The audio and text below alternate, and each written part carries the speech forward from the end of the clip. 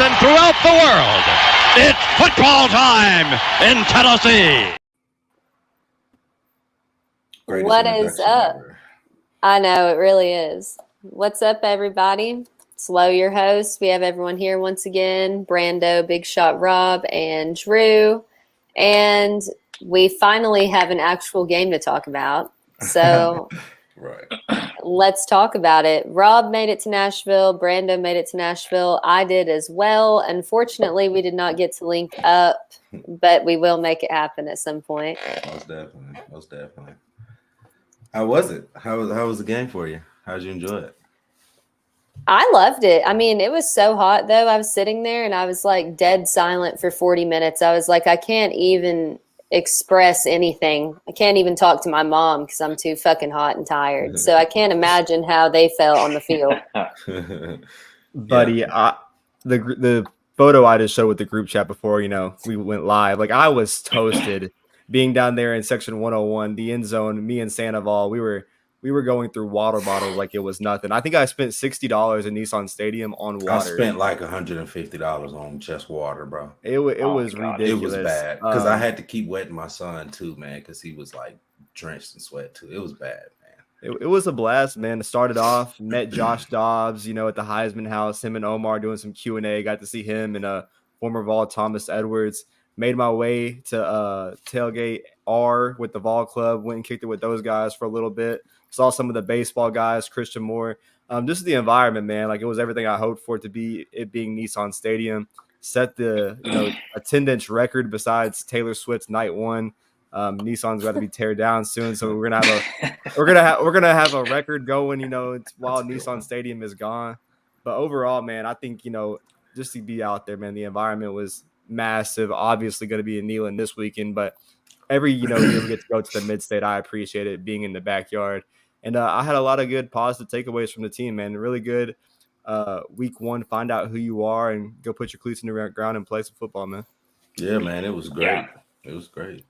I got to say, even from watching it from TV, I mean, just the atmosphere looked great. I'm sure being in that hot sun all day was absolutely miserable. But, have a sold-out Nissan Stadium. I mean, we had a lot of good, upcoming recruits visiting as well. A couple of guys from the Mid-State, especially within this recruiting class in 2025. It's a good opportunity. And, Vols being on national television is never a bad thing by any means whatsoever.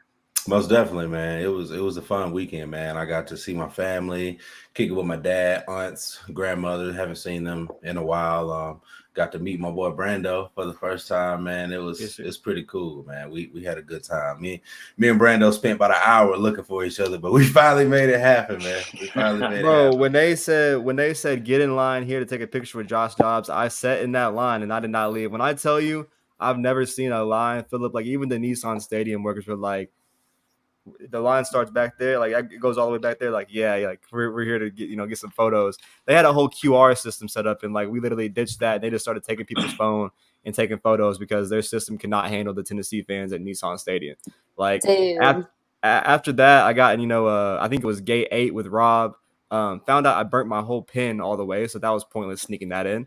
But other than that, me and Rob meeting at gate 8, it was a blast. Unbelievable. Man. It was pretty fun. I had a blast, man. Saw Rob sneaking in illegal substances into a stadium. Brando, what is wrong with you? It was an outrage, Drew. It's a fucking outrage. Now, when I reached, bro, I have first-degree burns on my hand when I reached in my pocket and realized that my pin was now gone. I will say this, man. Shout out to Nissan Stadium, because I normally would never say this out loud, but their concession stands was freaking delicious. My wife went and got some chicken tenders with some, I don't even like tater tots, but it had tater tots. And I was so hungry. I don't know if I was like super hungry. It was actually good, but it tasted really good. So shout out to them, man, because I normally don't get like concessions food because it's not good. It's definitely not good in Knoxville, in my opinion. Like, speaking on those two topics, first off, like the Josh Dobbs thing. So after the game, I was completely dead. We had walked like 3 miles total, and then we're still walking back to our car. And I'm walking on Broadway, and I'm like pouring sweat, totally exhausted. I look up, and directly in front of me is fucking Josh Dobbs. And I'm so tired that I don't even say hi. I just fucking keep walking. That's one thing. Second thing is those concessions were incredible. And the fact that I could have an icy with shots of rum poured in it is fucking awesome. I wish we had something like that. I think someday they'll bring it to Knoxville, man. I was paying like zero attention. I'm pouring down in sweat as well. And I walk past a group of people, but there's like this big old line. But I walk right in the middle of the line, not paying attention. It's hot, nothing. My wife's like, babe, isn't that Kennedy Chandler? I turn around. I was like, no, that's Alvin Kamara. And I had no idea. I walked right past him. And I was like, hey, Alvin, my fault, bro. I didn't mean to walk through your people. He was like, you good, bro? You straight? You got your baby, man. You straight? I was like, all right. I was like, well, it's nice talking to you for about 3 seconds. He's like, hey, yeah, take care. And then walk around the corner and JJ Crawford comes out. My son's standing there like, wow. And JJ Crawford daps up my son and gives him a handshake and stuff. Big O said what's up to my kid too, man. It was pretty cool, man. You know, the kid getting to see the players and whatnot, man. And then got to see my boy Swain, talk to him for a little bit. So that was pretty cool, man. It was a good weekend. Funny story. The end of the game is approaching and my phone starts ringing. And my boy is like, look on the field, look by the end zone. And I look down, I'm like, Ben? He's like, yeah. I'm like, how did you even spot me from here? And he goes, I ain't gonna lie, you looking a little crispy. That's how I knew it was you. I was like, wow, okay. All right, cool. But it was funny, man. But it was just cool seeing everyone being in that environment. Everyone around me, we were all just high-fiving each other and you know, and just enjoying our time, man. You know, football truly brings people together and you just enjoy yourself. It's fun when your football team that you cheer for is winning, man. So lot to take away from the weekend, man. But shoot, let's dive into the game. Let's dive into it. Let's do it. Let's get it. First off, before we do, I just thought it was really classy about the whole intro honoring the fallen Virginia players. I thought they did a really good job with that. You know, they took a substantial amount of time. So I just wanted to say I thought that was really nice, and all the bouquets that they brought out and everything, both teams united. I thought that was sweet. First half, I was pretty unhappy. I'm not going to lie. Right. Just there was way too many mistakes. Huge drop pass by Keaton that was right on the money. And then, of course, everyone's losing confidence. Joe's throwing a little bit off. Receivers are dropping passes. A few dumbass false starts penalties. And I'm already pissed. So I started out not in the greatest mood, but obviously it turned. How did everyone else feel watching it? Especially Drew on television. I'm curious about that too. Dude, so like I think all in all, like even though all the mistakes, me personally, I never lost confidence that like through the trenches and like play by play that we were dominating Virginia. We did have some really dumb mistakes though. Some of the like obviously the dropped ball by Keaton, like we're not talking about that. We're talking about a crazy Joe Milton week 1, you know, performance. Still had 4 touchdowns, but everyone went with that. The little missed throws, I went back and watched it. What did look like, you know, some missed passes on our end, it was getting tipped at the line of scrimmage. So because, you know, Joe some slack there. But man, like the environment, we were not happy with it. Like Nissan Stadium, the people around me at least, like on top of, you know, Joe Milton, like they weren't wanting to boo Joe, but you were telling like their like meter was getting up there. When they started booing was when our punch started sailing out of bounds. Like they were not happy in Nissan Stadium. All in all, man, like you said, you know, second half cleaned it up. D-Rock came to play. Our defense played outstanding. I think all the defensive line, you know, notes in the offseason were true. And I was pretty happy with our offensive line. I think that just shows that they were going up against a really dominating defensive line all camp, and they came out to play. Some positive notes on Cooper Mays being back, so that helps a lot. But I think, you know, all the things you wanted to see, you saw. Ramel Keaton, I know he wants to get that one back. He will not have another one of those. I'm glad Squirrel White was healthy in the end. Sounds like he was just cramping up. And, man, like Dante Thornton was really silent on the field, but the amount of times that man was running wide open in the early game and the late game, I think he's definitely going to hit his stride here come Austin Peay week or Florida week. I think that the offense, it might have looked like it took a step back, but there's a lot of things on the field they left out there to make a step forward. So all in all, I think a positivity sign was up. But, man, like I think the team was just adapting, man. You got to think the new rules, new season, brand new roster of a new vocal leaders, and then Josh Heupel. He still put up 49 points when all these other high tempo offensive guys are complaining about the new rules. So I thought that was really positive to see. But what you expect your first game to be, you know? I mean, I didn't really have an issue with the performance at all. I mean, my biggest thing was that before the game was Joe going to be able to connect on the dime with some passes? Was he going to be able to connect the deep ball? Is he going to overthrow it? Is he going to be able to look at those opportunities? And he did overlook and miss, Dante a couple times. But the thing is that he was pretty much damn spot on with the deep ball, especially. I mean, that Ramil Keaton touchdown, that would have been a TD if he caught that. And that pass to Brew, if he was just 2 more inches to the right, I mean, that's a touchdown as well. It was pass interference, man. He got pushed. It was. Pass interference, 100%. It was. I don't know why they call it. Because that was a touchdown if he doesn't get pushed, 100%. Oh, yeah. Yes, no. But the big thing for me was as well, was the fact that we were rotating 8 or 9 guys in the offensive line. We didn't really, for the most part of the game, give any opportunities for Virginia to put pressure on Joe. And Joe had that pocket awareness where he did run with the ball. And that was a huge takeaway for me because you did not see that at all last season. So, not to mention, our running game was fantastic last Saturday, especially. I mean, Jalen Wright, had a lot of great runs. Dylan Sampson quietly had 4 touchdowns, total, so – first game jitters, you're not going to play perfect, and you kind of want to have a game like this as your first game of the season, have something to build off of, but as opposed to just, opening up the floodgates early on. So I can't really complain too much about it. All right, here we go. Devil's advocate. Number 1. Anybody that got anything to say about Joe Milton, shut the hell up. All right, number 1. We just going to get that out of the way. Shut the hell up.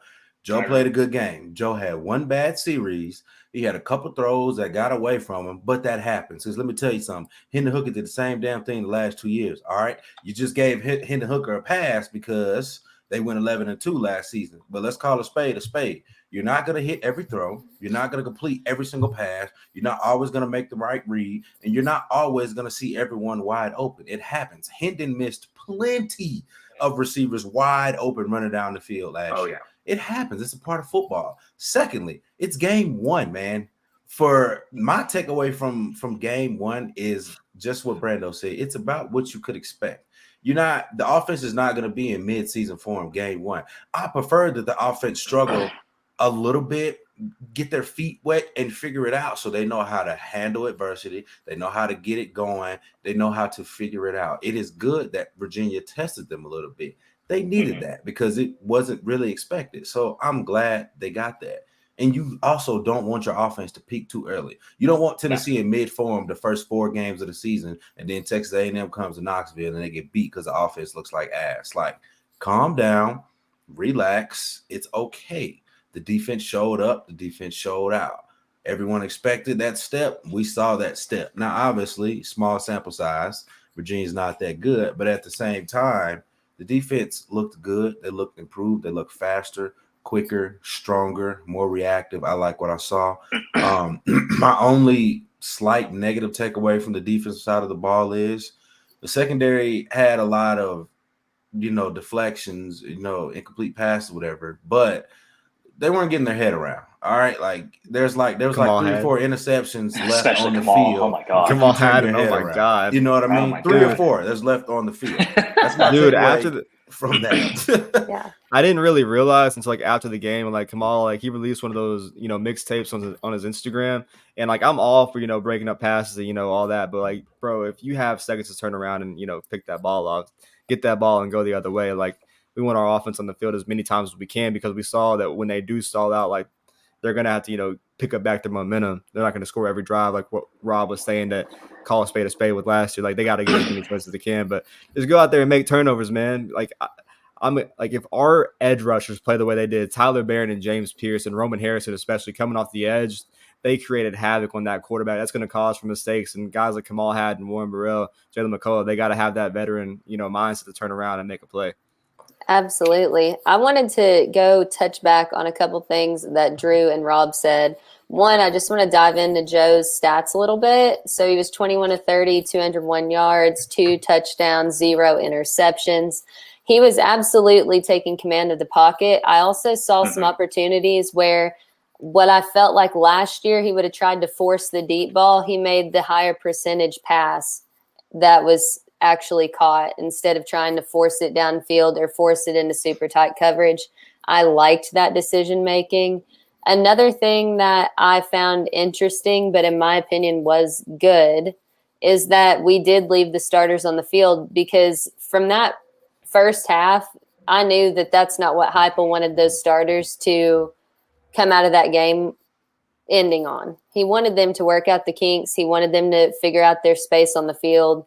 And I think we made some really good adjustments that allowed the receivers to get kind of their confidence back, allowed us to really get confident in our run game, which is going to be a much bigger factor this year. And I think that it just allowed Joe to kind of get more in-game confidence as well, and know that even if things don't start out his way, that he can easily fix it with the guys around him. And I think all of those are really important takeaways. He really had good protection, man. Like, he had really good protection. And when the pass rush did come, he stepped up and, he fixed that from last year where he would just sit back and take the snap. He stepped up, like Drew said, on that big third down, getting that, 7 yards rushing, extending the drive. The protection around him, Andre Carrick and John Campbell, those two transfers, I was really happy with their play. Obviously, Campbell going viral on Sports Center for sending that guy all the way to the tunnel like it was a blindside, man. Like, just complete domination. Joe made all the right decisions, man, and I think that's very important. Like, besides that one ball to Brew that was tipped that could have been picked, I think he made really smart decisions, and he didn't really try to do anything extra. I think he's learning the fundamentals of being a starting quarterback going for a season-long journey. Like, shout out to John Campbell, man. He's an ESPN sensation right now. They need to go ahead and get him an NIL deal with Waffle House. He's endorsed Waffle House every time he's talked to the media. They might as well go ahead and get him one, man. But shout out to John Campbell, seriously, though, man. That's a good kid right there. You can tell he loves his teammates. He loves his family. You can tell he already loves Tennessee. He just wants to play football. He just wants to win, man. He got a little choked up when talking to the media about being on ESPN, his family and friends being able to see that. That was a pretty cool experience. As I was watching the video, I kind of saw that he got a little emotional, but I wasn't sure. So I texted Ben and was like, hey, did Campbell get a little emotional talking today? He was like, yeah, he did when he was talking about it. I was like, man, that's dope, man. Like, that's pretty cool. Wow. That's low key a dream come true, man. So shout out to John Campbell, man. What happened, Brando? What's the breaking news, Brando? There's a little bit of breaking news. Obviously, the offensive line missing their starting center, Cooper Mays. There was, notes that he has been on the side of the field in the practice field, during practice, doing some off the side work. Josh Heupel on Vol calls has announced that starting center Cooper Mays will not play against Austin Peay to make sure that he is 100% ready for Florida next weekend. Mentioned he has been with us on the field and has been making impressive strides. That is absolutely massive. We're talking about the two transfer portal additions. Now you add Cooper Mays back in that rotation. He is what he makes this offense go, and I think Ollie that's Lane going important. to guard Tennessee's offensive line is going to be straight. No disrespect to Andre Carrick. I don't really follow PFF or PPF, whatever it's called. I don't too much take into their accuracy under like 50%, I guess you could say, because they don't know the blocks, they don't know the what the scheme is and whatnot. But Andre Carrick apparently graded out at like a 44, and even PFF not knowing the assignments or whatnot, grading out at a 44 is pretty bad. Pretty bad. You know what I mean? So you get Ollie Lane to guard, you get Coop back at center. I think his offensive line is straight. JJ Crawford and Jeremiah Crawford on that right side. I think they're just fine. They intertrained last year all season long. I think the offensive line is just fine. Out of camp, all we kept hearing about, O-line this, O-line that. Maybe the defensive line is just that damn good. All right. I said that last night. The defensive line is clearly that good. You can see it Saturday. I mean, yes, it's Virginia, but at the end of the day, you still got to go out there and prove it. Exactly what they did. Who I was really glad to get some work in after like all the pre-practice notes and like not wanting to switch sides. Gerald Mincy, man, he stepped up there, did his part, and like he was there in the end zone. Like I was glad to see his demeanor, man. Like his confidence and his chemistry with the team was all the way up there. He was the first guy in the end zone with Campbell and everybody else. And, to see that, we're going to definitely need him. Like, that's the one position where I'm like, oh, shit, like one body goes down, that guy has to step up. And that's, how we mentioned Joe's protection. That's going to be important come when we go to Gainesville in 2 weeks. I mean, that's the thing for me, though. I mean, with Cooper being back, more than likely for the Florida game, we kind of hinted that anyway, in the last couple episodes. Just there's no point of risking any injury for Cooper, especially this Saturday and last Saturday with Austin Peay coming up. But, I mean, what we saw, at least in my opinion, was I saw about 8 or 9 guys on that offensive line that could be able to get the job done and buy time for Joe to be able to make plays happen. I mean, Andre Carrick, grading at 44, as Rob said, is definitely not ideal, but it is the first game of the season. We've seen over time guys improving as they get more opportunities and more game time. But, dude, my biggest thing is that, you hear from the national media over the last couple days about Joe Milton being a little bit mediocre or just being average. And I think a lot of people don't really realize had he connected on the dime with that Ramil Keaton, if Ramil Keaton catches that ball, and Brew gets that touchdown without the pass interference as well, you're talking about he has, 300 yards of passing and 6 total touchdowns. And the conversation would be, 4 passing, 2 oh, my rushing. God. Yeah, the conversation would be Joe Milton is, Heisman favorite, dark horse, next big thing, all this stuff or whatever. And he's not getting that hype right now, which, I think is valid. And I think it's actually going to be better for him in the long run because he's going to have a perfect opportunity in Florida in a couple of weeks to be able to really thrive and show that on prime time as well. And in my opinion, I mean, I don't know about y'all's, I think he could torch the hell out of that Florida defense. I mean, Florida got torched by a third-string quarterback from Utah last week. So, and I think the more and more I think about that game, and I know we mentioned in our pregame, our predictions that it might be a close battle or anything like that. I think it's going to be more like the LSU game was last year. Honestly, I think we might just beat the living daylights out of Florida in the swamp in a couple of weeks. It's definitely trending towards that direction. I kind of feel like Florida is jumping the gun a little bit when it comes to this Tennessee game because I seen a post today that was like, oh, the defensive coordinator is nasty. He gave up this and that, blah, blah, blah. And I'm like, I hear you, but bro, there was a third-string quarterback in there, and they were slicing you. And my man threw a 70-yard bomb on the first play. If you let them throw a 70-yard bomb on you on the first play against Utah, knowing the weapons that Tennessee have, okay, if you think you got a chance with Tennessee's wide receivers, all right. I mean, Utah was missing their 2 best playmakers, their quarterback, and I guess it was one of their tight ends or whatever. Yeah. 2 of their best players weren't there, and you still lost 24-11, bro. I just don't see Tennessee losing this game. It still might be close. It still could very well be close in the football game, but I don't know if I see that happening because they couldn't block that well for him against Utah, and Tennessee definitely has a better defensive line than Utah. Now, don't get me wrong, Utah got a good squad, but Tennessee definitely has a better. Utah's a good football team, and we do have to remember that Utah are defending Pac-12 champs. I mean, they are a top 15, top 20 football team. There's no denying that. But when you're talking about that Florida rushing side only got negative 13 yards of rushing on 21 carries, and they're struggling that much already against really a Utah defensive line that was depleted with injuries too. I think they were missing almost 7 or 8 starters total throughout, both offense and defense. With the guys that we have in that front 7, oh my God. I mean, you're talking about it might be more ridiculous than South Carolina giving up 9 sacks to North Carolina. You're going to see a very similar, stat line if we play at that same level that we did last Saturday. And you got to turn it up when you go to Florida. You got to turn it up, man. It's very obvious that the Tennessee skill players were feeling themselves. I'm not going to say skill players. The running backs did an excellent job. It's obvious that the wide receivers were a little bit lackadaisical. I'm not saying they weren't trying. The effort wasn't there, but it's very clear that they were just going through the motions a little bit, and it caught up to them. But I can guarantee you that won't happen again because Joe Milton ain't going for it because he called him out, and Coach Hype ain't going for it because he called him out very nicely. He called him out very nicely, but they were called out for it. And Ramel Keaton's the best receiver on this team, in my opinion. Some people say it's Brew McCoy. I say it's Ramel Keaton. I think it's him, and I think he bounces back, man. Brew McCoy said it yesterday, man. Ramel works on deep balls more than anyone in the complex, and he makes that catch 10 times out of 10. And it's the harder balls to catch are the ones where you are wide open and everyone in the stadium is just looking at you versus the contested ones. So, it happens. Yeah. It's football. You're not going to catch everything. It's a part of the game, but they'll bounce back, and I'm pretty sure. I wonder if Joe goes down the field more this game than he did last game. It was very clear that Josh Heupel, I don't even think Josh Heupel called plays Saturday, honestly. Yeah. I think Joey Housley called plays, and I think they called like 7 of them, 7 plays total, and that was it. It's either run up the middle, go left, go right, deep ball, or short pass. That was the only plays that they ran, man.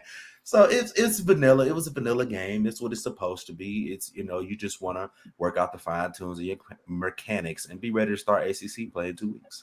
The thing is, like we talked about that. We talked about that for Ball State. We talked about that for Bowling Green when Joe had his first start, about how the offense, only scoring 38 points or only scoring 52, and letting off. And like I think that's very expected the first 2 years. Obviously, they're changing the system to adapt around Joe. I think one of the biggest plus signs that we didn't talk about is Joey Housley having his first game as offensive coordinator. Him getting in the motions there. Obviously, Heupel has the final say, but he has a new right hand man. Alex Golesh is gone at South Florida. So Joey and Joe having that connection, he knows Joe the best. He's seen him all off season.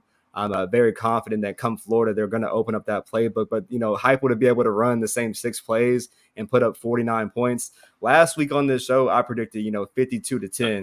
And I was sweating it out when it was 49, 49, whatever, like 49-10. I was like, oh, my God, we're going to kick a field goal. Virginia gets their field goal in. So I was that close. But I think we're going to see it open up. And maybe not even against Florida. I'm that confident that they can go out there and just run their motion. I mean, Joe is going to catch Dante. Ramel Keenan's not going to drop that ball. It's SEC play. You got to open up the playbook in the swamp. Yeah. It's a Saturday night game. That's going to be the most chaotic environment for them all year. You got to send a message. He's going to because last year we look back at that Akron game. Obviously, Akron was hunting because we had a really big game coming up after that game.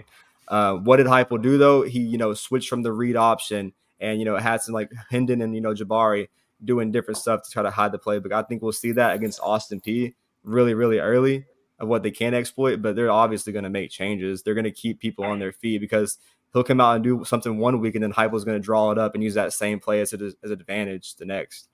I mean, that's the thing. It's like I think you're going to see very vanilla play calling this weekend. They're not going to do anything too crazy. It's Austin Peay, for God's sake. I mean, there's really no necessary need for it. And you don't want to have that. That game might actually be 81-7. It might actually. Seriously, I mean, Austin Peay is horrible. They're like 3 times worse than Virginia. And Virginia couldn't move the ball at all. I mean, Austin Peay just gave up 30-some points to Southern Illinois, whoever that is. It was 35-0 at halftime. It's going to be bad, man. Oh, my God. It's going to be bad. Nico might come in midway through the second quarter. Oh, yeah. It's going to be bad, bro. So, I mean, like, you're not going to see that this weekend. But next weekend, I mean, you're talking about what's on the line. It's a Saturday night game on ESPN. You're talking about the opportunity of Tennessee win their first game in the swamp since 2003. You have to send a message. You have to tell everyone else in our conference, when we beat the daylights out of Florida, like, we're fucking back, and there's not a damn thing you can do about it, and scare people in conference. You don't do it with just vanilla, same 9-10 play calls. Like, you put some tricks up your sleeve. You go over there and just ball out. And you have to do that for Florida. I mean, it doesn't matter how bad they are. It's still a rivalry game. It's still a game that means a lot to Tennessee football, to the fan base, and even to Florida's fan base too. Like, you got to be able just to ball out and do whatever you need to do to make sure to win that game. Absolutely. I have to agree. And I still, despite Florida losing it to Utah, you're right. It's the opener of SEC play. And I'm not so sure that we're just going to take it and run with it. It'd be great if we did, but I do think it's going to be a lot closer, especially through the first 3 quarters, than we would necessarily like. I mean, it might be, but the thing is like, watching Florida play last Thursday, I mean, their offensive line is horrible. You're talking about Utah had the opportunity of getting 2-3 D linemen in there every single play and making Graham like literally either run for his life or just throw it away quickly. And they don't have the athletes that Tennessee has on both sides of the ball either. I mean, that's the thing. And the play calling, especially for Florida, I mean, that might be the worst coached team in America, and it's not even close. I mean, and that's not even trying to be disrespectful. Like, that's just I knew Graham Mertz was bad, but like the way he did have, where he did open up and he had some life to bring into him, but he has a lot of negatives. The way he stares down balls, like the way he stares down receivers, obviously true freshman wide receivers. I just think like he's a Big Ten quarterback playing in the SEC. It's that obvious. he's just like another version of JG, man. He just stares down at one wide receiver the entire time. He doesn't know how to make a decision. The moment that I knew that this guy just was not it was when they had an offsides penalty and it was a free play. And instead of just chucking the ball down the field and hoping that something happens, he runs for 5 yards. He's like, there wasn't even a difference. I mean, like, so, all we know like, is that he's just Graham not good. Mertz.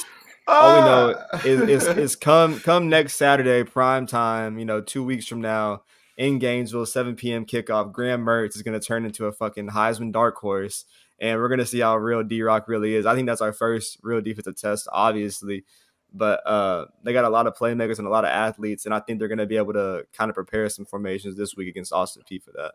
It's going to be our first test, but the difference is that they have guys that are way out of shape on that defensive line. You're talking about guys that are over 350, 360, 370 pounds. Oh, 100. And running our fast-paced offense, there is no possible way that they can be able to keep up and play a full 60 minutes the way that we're able to. Like, eventually our tempo is going to wear them down, and it's just going to be unbearable for them, I'm going to tell you what, defensively. man. I'm going to tell you what, as much as people don't like it, the games going by shorter is the best thing that could have happened for Tennessee, because if Josh Heupel gets up on you early, that's ball game. There's nothing you can do about it. If he gets up quick, he gets up 2-3 scores, it's over, man. You're not coming back because that clock is going to keep ticking. Coaches are going to start making those decisions, going for it on fourth down, trying to keep up. And the first time you go for it on fourth down and you don't get it and Tennessee goes and scores, it's over. It's over. Did y'all not feel like this game lasted longer than any other game, though? I mean, that's honestly. what I'm saying. For like on TV, I think sitting at home, you're gonna realize that. But at Nissan Stadium, I don't know if it was the sunlight and me sweating, but that game felt like it was going on forever. So and I think went by faster, but the commercials took over how long the game. The amount of times that guy was on the field with his little stick saying 2 minutes left of commercial time, like I saw that guy every 5 minutes, and that's what really pissed me off. But it didn't hurt Josh Heupel though. He still put up 49 points, man. And he was like, he was going as fast as ever. They weren't trying. They could have put up more. No, Josh Heupel finally used a timeout. They could have put up 60 if they wanted to. They could have put up 60 if they wanted to. I wanted to ask. They were done after the third quarter. I wanted to ask y'all because me personally, obviously, I think it didn't affect us. I feel like it didn't affect us, but like going forward, when it gets into conference play where there is going to be tougher competition and stuff, like. How do y'all feel the clock always rolling until it hits 2 minutes really affected things? Because I saw some, Tennessee, there were some guys that were failing to adapt. I feel like they were, just running out of balance, thinking it would stop, and the clock kept ticking. But when it was under 2 minutes and Tennessee was trying to score there before halftime, Josh Heupel actually had to use a timeout when I thought that the clock was supposed to stop no matter what. But it didn't stop. And that really kind of bothered me because I'm still trying to understand it too. But when the clock didn't stop, a lot of us fans were like, what the fuck is going on? There's no real clear understanding of what's happening. It's very simple. The clock roll is exactly like how it is in the NFL. Like during the first 13 minutes of it, first 15 minutes of the entire first quarter, it doesn't stop. But like the first 13 minutes in the second quarter, nonstop, and in the last 2 minutes that's when it stops every possession. So it's not much of a difference. It stops like every play in the last 2 minutes.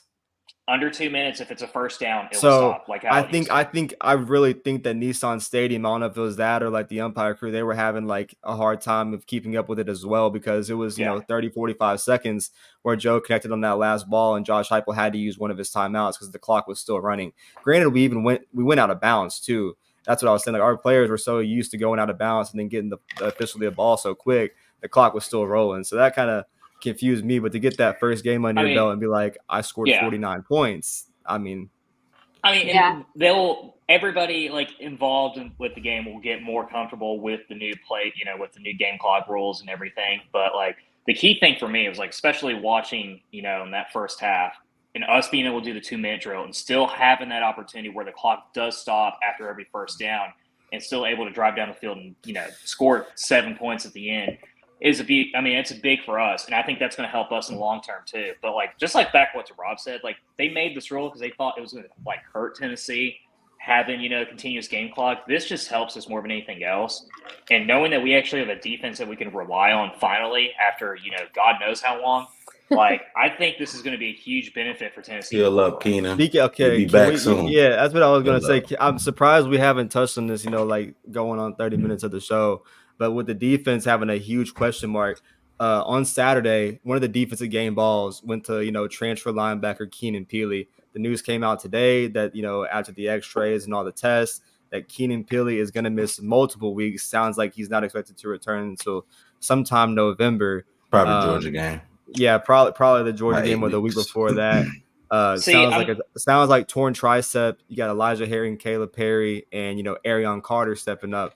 But this news was definitely like a kick in the cup when you come and talking about bragging about the Vols defense, in my opinion. And it was unnecessary how he got hurt. If you seen the play too, it was so unnecessary. So this is where I'm a little bit confused because Heupel said on a teleconference, the SEC teleconference today, that he was injured, but it was only going to be for a couple weeks. And he made it sound like as if it wasn't nearly as bad as VolQuest reported. He always tore his tricep, bro. Bro tore his tricep. Okay. I'm pretty positive that bro tore his tricep. And if you haven't seen it, I'll basically describe it. Keenan was coming around the edge of a lineman and was getting some pressure. And I don't think he was going to beat the man to get to the Virginia quarterback. But the Virginia running back comes and just lays an unnecessary hit, leaning with his shoulder full speed, hits him right in his upper shoulder arm and his tricep. And Keenan played through it because he's a really physical player. But after the initial testing, that I'm pretty sure was their diagnosis of it being some kind of tricep tear. And it reminds me of Cedric strain. We're hoping I'm hoping that the swelling goes down. They're okay, maybe this isn't that crazy bad. But it reminds me of last year, Cedric Tillman Akron, where the Vols had to adjust. They're going to have to adjust on defense this year. And Arion Carter, he maybe has the talent to get this Austin Peay game under his belt and then adapt to the college level just because of how talented he is come SEC play. But Elijah Herring, he's going to have to be a guy that stepped up. He was all over the field. Aaron Beasley, he's going to have to be even more of a vocal leader because he had to help Keenan learn the system. Now he has to go and teach a lot of these young dogs the system. And I think that kind of gap with the Vols linebacker room, it's better off of where it was. But after Elijah Herring, Will Brooks, and Arion Carter, there's a bigger gap than where it is with those four guys of where Tennessee can trust. So losing Keenan, that's probably a super, super big hit of a guy that's 24 and a veteran mind of college football. That one was really upsetting to me of how far he's come and how mature he's been. Yeah, I mean, definitely. it's a tough loss, but luckily linebacker is one of those positions that where we do still have a good decent amount of depth in. It's not like losing someone essential, I don't know, say the offensive line or anything like that. And I think this will be a good opportunity for Elijah Herring and Arion Carter to be able to get some valuable reps, get some real get some real game time experience, and I think it's going to help them long run too. I'm not really too worried about it. It's actually pretty similar when Cedric got injured last year in that Akron match. Because, I think a lot of people were hesitant about that, but then it gave opportunities like Ramil Keaton and a couple other dudes too to be able to get that game time and be able to shine out as well at the same time. So I think it's a good opportunity. I mean, I think having a positive aspect on this is way better than just doom and gloom, which most of our fan base loves to do for some reason. But, I think we're going to be all right. It's not, and it's not bad for a recruiting pitch too of saying, obviously these young guys are playing it in. Like Austin Peay, top 10, number 6 linebacker in the 2024 class, Chris Cole, he's having his last visit. He commits on Sunday. He'll be in Knoxville Saturday. Seeing that, top 10 linebacker, a guy that's going to see a lot of young talent on the field, dealing environment. He ain't coming here. Come on, man. He's not coming here. Okay. Whatever. Debbie Downers, man. We're trying to be nice. You gotta be honest, bro. Ain't no point in getting these people hopes up to watch his recruitment. He ain't coming to Tennessee, man. Because his recruitment's changed in the last 24 hours, we're gonna be like, oh, it can't change in 24 hours later in the week. Okay, that makes sense. All Sassy. Right. Make me a believer then, I guess. And call. Brando is no longer Vol Scoops. He's Sassy Scoops over here. But All right. Nah, illegal scoops. Yeah, illegal scoops. I like that. That's a great one. All right, y'all. Do we want to talk top 25 or other games for the week? How about Colorado? Do you believe now, Lo? Do you believe now? I wasn't a doubter. Come on. Don't come at me. Bro, yo, can we talk about Brian Kelly getting stomped by Mike Norvell? I called it, bro. Classic. I said FSU Jesus was going to win, Christ. bro. You don't come out and say we're going to go beat the heck out of them. Why would you say that? I think all the That's betting so odds that we talked so about dumb. last week, we talked about a lot of spreads on the show last week, and I think all of them hit. Yeah, I think Just about, yeah. I had hats Utah off to covering. Colorado, but Yeah, They're gonna have to prove Yeah. it to I me. think the because they're biggest finna go to game I'm Oregon. watching, this week, besides ours, of course, that's going to be on fucking ESPN Plus, is probably Texas and Bama, just because Yeah. of all this nastiness around there. I'm Like, watching started getting A&M in in Miami, Shit. bro. That's the A&M game I'm Miami. watching. A&M They're Miami. I begging. wanna They're see if they are giving. Miami is so desperate to sell out Hard Rock because the Vols did it that they're selling 2-for-1 packages to go watch A&M and the Georgia Tech game the next week for free. That is pretty sad. That is crazy. So those Maui, two, we need a tackle. Come on. those two games, the spread on A&M Miami is -4.5, and Texas Bama is only 7, with the over under at 54.5 on Texas Bama. I think the over is going to hit on that personally. So I don't know if y'all heard this or not, but this is someone that is affiliated with Texas that came out today on television and said God. that there is rumors coming out that Quinn Ewers is not getting the job done off the field, and the backup quarterback might end up taking his spot in this game, quick, fast, and in a hurry. Arch Manning is not number 2. Arch Manning is number 3. I can't think of the guy off the back of my head, his name, but it sounds like the number 2 guy might leap Quinn Ewers because he's not doing his job apparently. And this is a Texas insider that said this on TV today, or yesterday. Well, so I mean, it's not really surprising with Quinn Ewers when you think about that stupid mullet that he's had for like the last year and a half. That he's not getting his shit done off the field. So I'm not really too surprised about that. I think Bama's going to cover easily. I think Bama wins this game by 2 or 3 touchdowns. Honestly, it's probably this whole gonna be time, ugly if I had to. Yeah. Take a wild guess. because I mean, Bama looks good. Miro Okay, actually okay. looks good too. Bama's good. Yeah. I know it was Middle Tennessee State. I know. I get it. I understand that.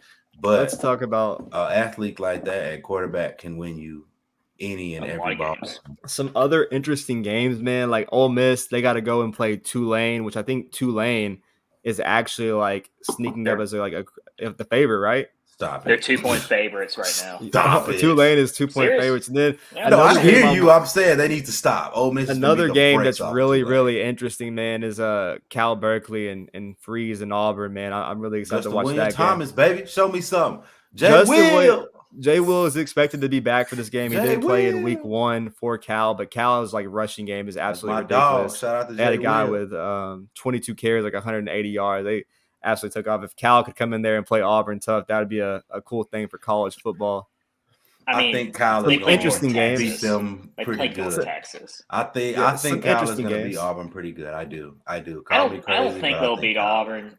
I do. think it'll be- I think so.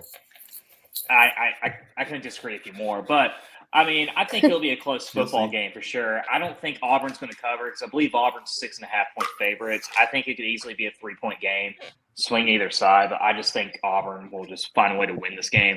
I'm telling you, the one game that I'm excited about watching, and I'll definitely be watching at the tailgate, is Nebraska, Colorado. Yeah, I was about to say that. Dion's first game in Boulder. Nebraska's already kind of like, Matt Rule's already kind of Dude, slowly pissed off his fan PJ base. Fleck, man. Dude, Colorado might win that game by 4 touchdowns.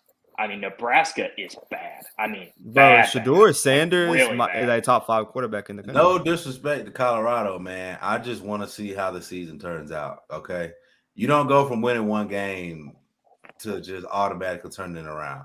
No I'm disrespect just glad- to Colorado. I'm proud of Deion Sanders. I'm proud of that whole team. But TCU lost 22 out of 22, man. 22 out of 22 national championship team. Like, TCU might not be that good this year. All right. And I'm not trying to downplay Colorado. I just want to see. I don't think they were worthy of jumping to number 20 something in the poll over Texas A&M at that. Like, I'm sorry. I'm not a believer yet. I'm not. I think my biggest takeaway was Tennessee is finally ahead of teams that they should be ahead of, that we told the country that Tennessee should be ahead of. And that's Clemson and LSU. 1, we beat them in the Orange Bowl. 2, like I think all the returning talent, like Cade Klubnik, man, I don't even think he's bought in. I think Dabo's putting a whole hold on Garrett Riley's offense. Brando, their special teams coach never played a down of football. Dabo, what are you doing? What are you I'm doing? on TikTok. Dude, Whatever. the You whole- never played a down of football, and he's your special teams coach? Are you When serious? I saw No. Cade Klubnik come off No. the field and Dabo Sweeney was trying to dap up his quarterback, and his And he quarterback kept didn't even running give him a past him. handshake back. Hey, That was Sammy. all I needed to see, man. Sammy, talk to me nice, yeah. Sammy. You broke him, man. The And look whole- at DJ out there at Oregon State balling. Dude, the whole entire just like the body language from that Clemson team on Monday night was like so telling. I mean, everyone there just looked like they didn't give a fuck about playing. They didn't care. They didn't even want to be there. We got Lincoln I Riley's mean, brother. it was We're going to just- run the Tennessee offense. was- That wasn't Tennessee offense, bro. I'm sorry. That was not Tennessee Well, offense. that was Can't run two- Tennessee offense, that man. was that was They're running the 2008 Clemson Dave. offense. Oh no, that was 2008 Tennessee Dave Clawson offense that we saw on Monday from Clemson. I mean, that offense was atrocious. No, I I mean- think that was Larry Scott, Florida Days offense, bro. That's what I think that was. That's not even something you can fix Dark like days. overnight either, man. Dark Like, days. I was just wondering where Cade Klubnik's parents were the whole time because I was like, damn, this is a shame. Like, it was just awful. I think that kid, I think he deserves better. He's a hell of a player. He didn't do all that in high school and like, you know, have that kind of legacy to go and get this ruin. Maybe Clemson can turn it around, but I think they're gonna have to take a note from Texas Duke A&M. could be and- better than we realize, though, because Duke's Duke's quarterback Duke's is a good. first round Sleeping on quarterback. Duke, Yeah. Duke's but Duke good. won 9 games last year, and Mike He's a Elko first- is a good football coach. That Duke's- defense is Duke's going a to be good good. team. Every year that he's there, their defense is going to be good. There's no doubt about that. And it I looks like mean- he's figured it out on the offensive side. So if you can just score a little bit and your defense just compliments you, aka We're talking like about Tennessee might Yeah. do Duke that and this year. Florida State. Yeah. I mean, but Rising to maybe, prominence. just maybe just Dabo's just not that good of a coach. I mean, when you remember, think about Brett Venables was his defense coordinator for several years, Tony Elliott as well. Both guys are, head coaches in Power 5 conference teams. He had a lot of talent on that staff around him that made him look like a really good football coach. And It's now all about since, recruiting. and recruiting as well. And now it's kind of dwindled down a little bit. And, he's brought in new guys. And he hasn't had the same replicate of success as he's had in years past. Maybe he's just, without having a generational talent type of quarterback, maybe he's just not that good. I mean, people tend to forget that, there's a point where he had Taj Boyd, Deshaun Watson, and Trevor Lawrence as 3 of his last 4 quarterbacks at one point when he was head coach. Any program in America with that amount of talent at that position. Even brought in a look good. 5-star in DJ Ungale, and Yeah. he did not look like a 5-star, but he looked No, damn good this and past weekend. He looks So good for Oregon State.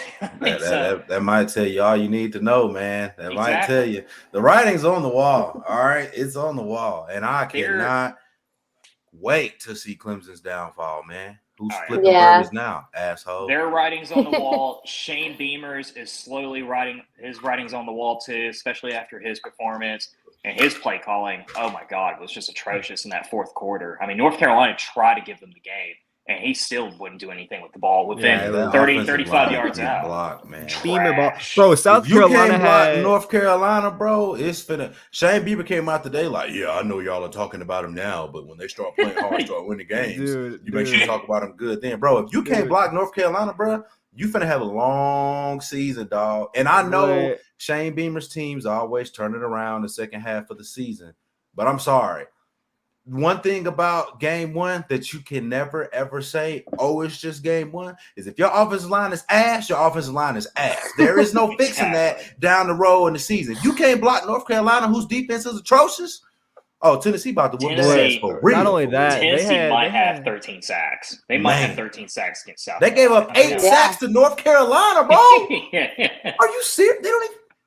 Bro, on defense, bro, it's they gonna be had ugly. 13 players on the field, and North Carolina still scored. It's gonna be ugly when they come to Knoxville Mhm. if they don't turn it Absolutely. around I think a real big- quick. But a Rattler big look good though. A really good conclusion of all this is like, man, like obviously there's a lot of complaints from our first week game, but a lot of teams in the For SEC no went reason. out there. A lot of For teams no in the reason. SEC went out there and didn't play pretty football. They had a lot. I think the whole uglier state of games South than Yeah, a Carolina lot worse. lost every single game, if I'm not mistaken. I think every team in the state of South Carolina lost this past weekend. You're correct. They did. Yeah, That they did. is, At a brutal. I mean, I understand it's football, but dang, Clemson, you number 9 team in the country, bro. Not You're anymore. supposed to win a game like Not that. anymore. That's the Come on, Tennessee Clemson. Volunteers. I thought we was flipping burgers, Clemson, not you. I thought Florida State really finna whoop that ass. Florida State finna put That's, it on Clemson. Oh, I can't wait. I think I could definitely see Florida State maybe running the table and making the college football playoff this year. I based can on the too. talent Get beat by defensively. Tennessee in the national championship game. Like 98 all over again, 25 years later. Yeah. That'd be fucking amazing. I'm God. calling it right Insane. now. If that actually happens with Tennessee and Florida State plays the national championship game, I am telling you right now, bro, Tennessee will win that game 100%. 100%. Their quarterback gonna be running for his life. Because LSU actually did a pretty good job. They just got tired. All right, and LSU don't have the rotation that Tennessee has. Obviously, bearing no injuries that late into the season, and you're still in the flow of your defense. If that actually happens, that would be dope. That's why you love hypotheticals, man. Yeah, don't get me started. That just sent me into a tailspin, man. I can't even. Austin Peay. I know we're talking about fucking whatever, but this week, like Austin Peay, they're really ass, and I know they're fucking. I know they're the FCS, but like Austin Peay, like for Austin Peay, like they're a really bad Austin Peay team. Like they've had some talent, whatever, in the mid-state. This team just played like Southern Illinois, and they had like four turnovers and 39 rushing yards total game. I don't think they broke 200 total yards the whole game. It's gonna be real. Like all these kids on Austin Peay's team are probably Tennessee fans, if we're being honest, in the mid-state. So Tennessee, yeah. If they want to, they might can score 100, bro. If they really wanted to, because this team is bad, man. Oh, they're bad. I do want to hear about. Go ahead, Brandon. My apologies. I was just saying, like, I think Joe should be out maybe like a drive before halftime. And just let Nico have it. Let Nico go crazy. I think Nico missed Dante a few times, and against Virginia, he could have had his first clear touchdown. I think he got to get that under the ropes. And we didn't even talk about that, man. But the whole crowd, the way they were chanting Nico, Nico, and Nissan. Imagine when he touches the field. You got Joe Milton on the sideline, like, hey, cheering him on, man. I love that, man. That's lit. I mean, I ain't gonna lie to you. If I was Joe Milton, I'd probably be like, all right, like damn, you know what I'm saying? Like, but you feel me? He was cheering him on the sideline, man, and Nico looked good. I mean, me personally, I don't see the point in highlighting that play. It was I highlight that play because everything before that bad pass looked elite. It looked the part of what we want Nico. But it doesn't everything. matter if the play does not work though. You know what I'm saying? Like, I mean, that's just like Tennessee down in Lexington a few years ago. The Jeff George kid caught the dang Hail Mary at the 3-yard line. Okay. Did we win the game? Hell no. The game was still lost. Was the pass incomplete? Hell yes. Was Dante Thornton wide open and he wasn't seen? Hell yes. I get it. First game. You know what I'm saying? I just don't see the point of highlighting that play. It was incomplete. I don't know. But Rob, it looked good. It looked good. What it looked like. I have to agree with Rob on that one. I agree with Rob on that one. I mean, sure, it's nice for everyone to give him a good welcome, but let's not cheer on incomplete passes. Like, come on, man. Like, what the hell are we celebrating that for? I mean, legitimately, why are we celebrating it?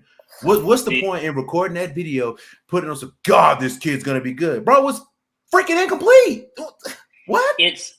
I think it's because this fan base is like so desperate for a 5-star quarterback here to be good because of after having JG and Harrison Bailey. I mean, hell, I remember when Harrison Bailey got on the field at the Florida game during the COVID year. He threw like a 2-yard slant and 15,000 people lost their damn minds over it. And like, we didn't even gain 3 yards. So, I mean, it's just a freshman thing, dude. Like, it's just how it's going to be. And it's going to be Seymour Deal when he comes in the second quarter on Saturday. But as soon as he overthrows one receiver, oh, here we go. We got the 5-star that can't do it. Like, here we go. Like, overthrow Nico. Here we go. It's coming.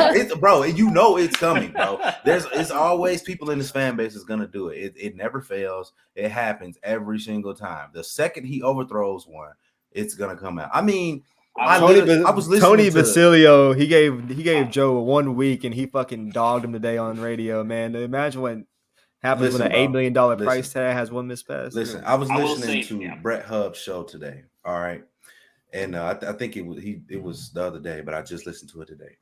And someone called in and goes, Brett, I feel like we're gonna see the same Joe Milton. I mean, that ball to Keaton, he underthrew it too. I mean, if he throws that ball a little bit farther, you got yourself a touchdown. So I mean, I'll just say, just looked like the same old Joe to me. You're joking. It hit him in the chest. If you want me to, I will find the clip right now and I will play it on the audio so you can hear it. I am not joking. When I heard that, I was like, bro, you have got to be kidding me. I can promise him you in his little medium shirt, man, walking in his backpack in Nissan Stadium's parking lot. I was a lot of fucking I can promise you this: as soon as Nico overthrows a ball on Saturday, which I mean it'll probably happen at some point, with Neyland Stadium having their awesome Wi-Fi now, I will start a thread on Vol Quest. Be like, you know what, Nico just don't got it. Overthrow Nico all over again. So realistically, he's finishing that game with like 3 or 4 touchdowns and like 200 yards passing. Like I think we're gonna see all the young guy, like not only just linebacker, we got to figure it out, but like man, all the young wide receivers, Chaz Nimrod, Caleb Webb, Nathan Leacock, like all those guys getting on the field. Like this is gonna be like an exhibition in practice, really, and probably some of our players playing with some of their old high school buddies over there at Austin Peay and Clarksville. So. I mean, we're going to whip them, bro. I think the spread's not out yet because obviously it's an FCS team, but I think it'd be pretty fair to say like 52. It'll be like 49 or 50. 48. Something like that. I think like 48 and a half. I think and I would take the over. I think Tennessee wins this game like 70-0. Tennessee will cover. Oh yeah. I don't know about 80-0, but they'll win like 56, 59-0, something like that. They should not score. Like I don't think they will. I will say though, I mean, since it is about the Austin Peay game to an extent, with them coming out with the new alternate uniforms, honoring Condredge Holloway, just want to hear y'all's thoughts on that. I personally love them. I think it's an awesome tribute to Condredge. 51 years to the day of him, starting, being the first black quarterback in Tennessee, which is pretty amazing. So I love the tribute. I love the tribute. I think it's a very nice touch, and I don't care if anyone's bitching about it because I think they're pretty cool, to be honest. They look okay. So 3 months ago, whenever I posted that on Twitter, someone found it in the Dick's Sporting Good. It went like all over Twitter. Everyone's like, "Oh my god, this is stupid. It's so ugly." I think it looks a lot better on the players. It looks a lot better with the gray helmets and the gray pants. We just saw a shirt hanging in a Sporting Goods, like in a full uniform. It looks amazing, and then obviously on top of what it's for. Going to be a great representation where people can go out and have fun, obviously not worried about the opponent, but it's going to be able to like look good, have fun, play good. And I think, I mean, I wouldn't hate them, trying to mix it up or like bringing it back next year, like, changing it up. Like people wanted the all white version this time, Tennessee's in their Nike deal where they have to, have new alternates with the smoky gray. So to be able to also pay a tribute, that was something I thought was really beautiful. And having the whole video with Condredge kind of handing it off to Joe and, giving the respects there, that was pretty cool. And it's going to be cool. I'm happy for the pregame environment. Yeah, me too. Yeah, I mean, I just think it's amazing even thinking like 51 years later, especially for Condredge. I'm sure he probably has to think it's like mind-blowing to know that, you carry 51 years later, you have a black quarterback wearing your number, everything like that, to honor you as well, especially. I mean, I think it's just an amazing tribute. And I don't know, dude. I don't, I know a bunch of the rednecks of our fan base are all pissed off and, Powell pissed off and Maynardville mad about the gray alternates, but who cares, dude? I mean, they wear them once a year, and honestly, something different's not that big of a deal.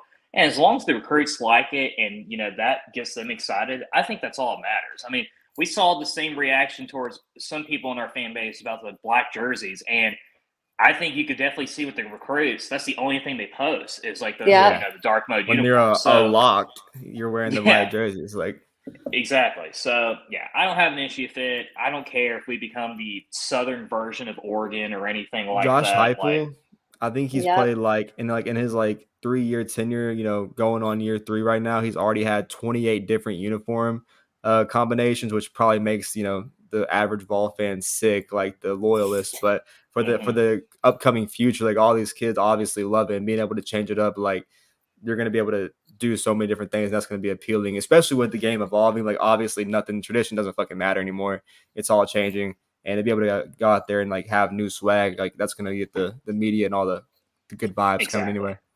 Dude, like no one gives a shit about tradition anymore. Like who cares? Like I like the orange white, it's cool, but like I don't. Let's not go that far. Tradition doesn't matter. Let's not get out of control.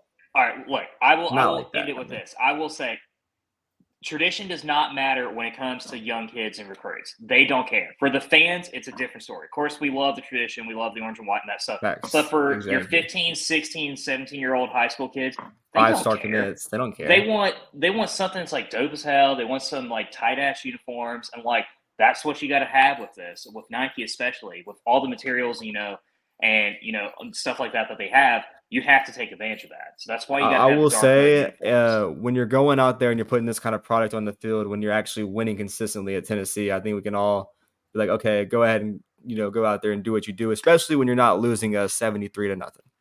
Exactly. Yeah. Well, for what it's worth, I mean, I don't even own a traditional jersey. All of my jerseys are alternates. I just got the Joe Milton. Wow, go fake version today. Try to tell you. I like the alternates. Exactly. Most people do. It's just only the people that are like over 50 that are so butthurt about it for some reason. So, all right, y'all. Score prediction. What y'all got? I got the Vols 70-0. Yeah. I don't know about that much. I don't know. I'm sticking with Oregon put up 81 on Portland State. That's insane. That is a lot.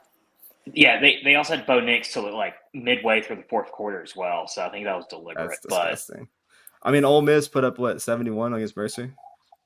Jackson Dart. I mean, it's Mercer, but Well, let's forget about Butch Jones's total ass kicking. The tallest player on Austin Peay's defense is probably 5'10". Holy shit. Bush Jones got 73 hung on it by the third quarter. It wasn't even the full 4 quarters. He had 7-3 already. And now he's on Twitter like, I know I see those people talking about me. Like, bro, is sick. He's losing it. There's a particular fan base that always talks bad. They always want bad stuff about me. Because if you talk to Arkansas State, they love my 5-20 records. Like, shut the fuck up, dude. He's like, not you're making trash. it out of yeah. But yeah, I think 59-0. I mean, they might hang a 60 burger, but I'm going to go 59-0 just to be safe. I think Nico's going to get in probably near the end of the second quarter. And you're going to see guys like Navy Schuler, and who knows, maybe they'll have like Josh Heupel's dog or something like that as quarterback for the fourth quarter as well.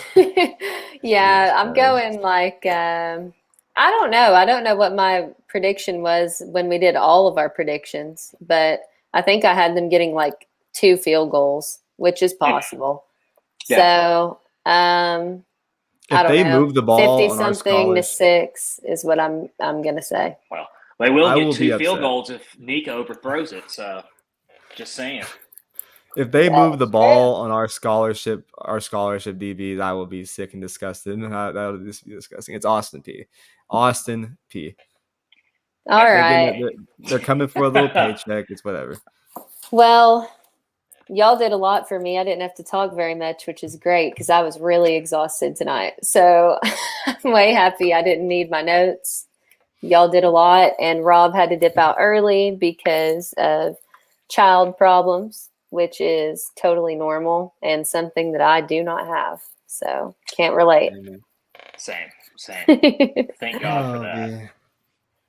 All right, guys. Well, another week in the books and super excited for this weekend. Great kickoff time, 5 p.m. And yeah, anything else you need to say?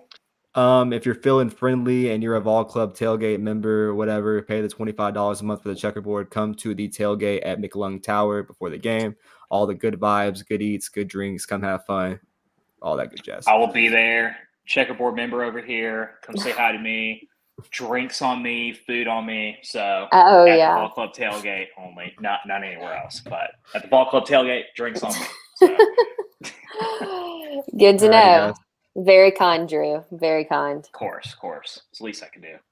All right, guys. Well, that does it. Till next time. Good night and go Vols.